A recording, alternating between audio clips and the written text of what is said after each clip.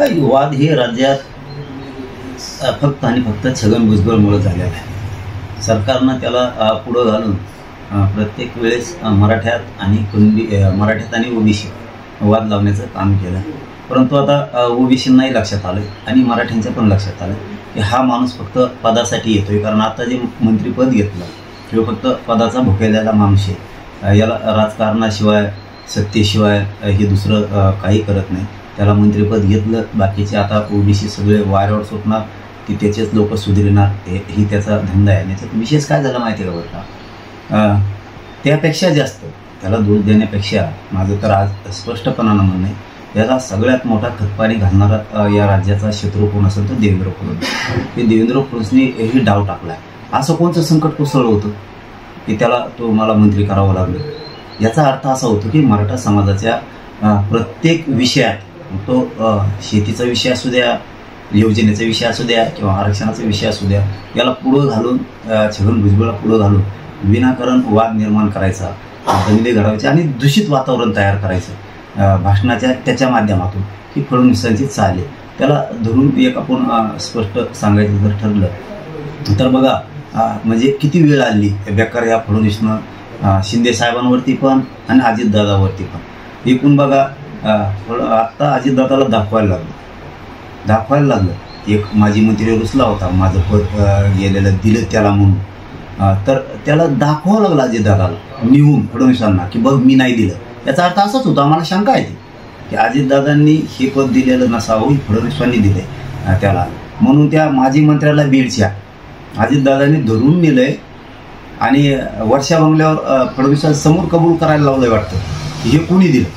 तर त्यावेळेस फडणवीस म्हणलं असं की मीच दिलंय म्हणून, म्हणजे अजितदादांवरती रोष निर्माण करायला लावायचा लोकांमध्ये, हे सुद्धा फडणवीसांचं काम आहे। आणि शिंदे साहेबांचेही लोक पूर्ण संपले पाहिजेत, हीही त्याचा डाव आहे। आणि त्याच्या पक्षातले असणारे मराठ्यांचे नेते मंत्री आमदार सुद्धा संपले पाहिजे, त्यांच्यावर सुद्धा वाच ठेवण्याचं काम हे फडणवीसांचंच आहे। म्हणून आता आम्हाला तर जाहीरपणानं वाटतंय आणि मराठा समाजाने याच्यावर बारकाईनं अभ्यास करा आणि डोकं पण लावा।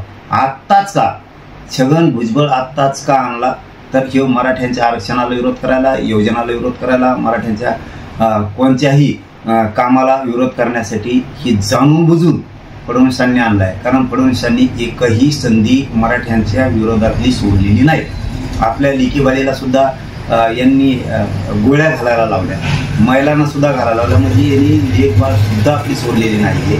मराठा आरक्षणाच्या बद्दलचं जितकं वाईट करता येईल तितकं वाईट करायचं काम सुद्धा फडणवीसांनी केलंय त्याच्या माध्यमातून, आणि त्यांनी सुद्धा दोघांनी मिळून। तुम्ही याच्याही पलीकडचा नीच वृत्तीनं आकसानं द्वेषभावनेनं फडणवीसांनी आणखीन एक काम केलंय, आपल्या लेकीबाळीचं कुंकू पुसलंय, मराठा आरक्षणासाठी आत्महत्या केलेल्या आहे। मराठ्यांना शहाणं व्हावं म्हणून हे सांगायला लागलो मी की बघा किती माणूस द्वेषानं बरबडलेला असावं, तर फडणवीसांनी काय काय केलं, तर फडणवीसांनी आपल्या लेकीबाळीचं कंपाळाचं कुंकू पुसलं, 2-2, 3-3 महिन्याचे लेकरं असून सुद्धा त्यांना आधार नाहीये। मराठा आरक्षणासाठी त्यांनी आत्महत्या केल्यात पोरांनी।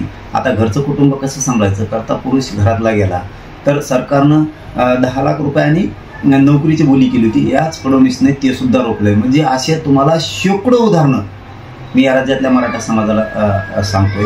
आणि सावध व्हा, भाजपामधले असणारे मराठ्यांचे आमदार आणि मंत्री सुद्धा सावध व्हा, जाणून बुजून आपल्या मराठ्यांच्या लेकराला विरोध करण्यासाठी फडणवीसांनी आपल्यावरती जाणून बुजून याला विरोध करायसाठी लादले। कारण तशी काही राज्यात परिस्थिती नव्हती, असा काय मोठा अकाल पडला नव्हता किंवा महासंकट राज्यावरती आलं नव्हतं की ही मंत्र्याची गरजच होती, सगळ्या कॅबिनेट होत होत्या, अधिवेशनं सुद्धा होत होती, हेच पाहिजे। याचा अर्थ याला सगळ्यात मोठा जबाबदार फक्त फडणवीस जातीवाद निर्माण करायला आणि दंगली करून आणा।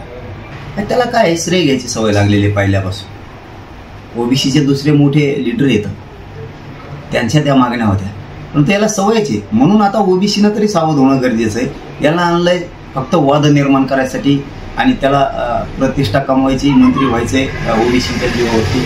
ह्यो ओबीसीच्या कुठल्याही फायद्यासाठी आणलेला नाही आणि फायदा करू शकत नाही, हे सामान्य ओबीसीने ओळखून घ्या। याला फक्त मराठ्यात आणि ओबीसीत मारामाऱ्या लावायच्या, दंगली घडवायच्या, एवढ्याच कामासाठी ह्यो फडणवीसांनी आणलेला आहे। आणि याला सर्वस्वी जबाबदार फक्त फडणवीस आहे, कारण फडणवीस कळू देत नाहीये काय करायचंय, परंतु फडणवीस त्याचे डाव सोडत नाही। जसे की आमच्या महिलांना सुद्धा त्यांनी सोडलं नाही, त्यांच्यावरती सुद्धा हल्ले केले, मोठमोठाले जीवघेणे हल्ले केले. इतके क्रूर कृत्य या देशातल्या कुठल्याच गृहमंत्र्यांनी केलं नसेल ते कृत्य आंतरवालीत त्यांनी घडून आणलं. लाखो पोरांवरती मराठ्यांच्या खोटे गुन्हे दाखल केलेत. त्यांनी यांना सभा घ्यायला लावल्या या छगन भुजबळला, आणि मराठा विरोधात अशा वेगळ्या भाषेत म्हणजे हत्यारं काढू, तलवारी काढू अशी भाषणं फडणवीसांनी भुजबळला करायला लावली.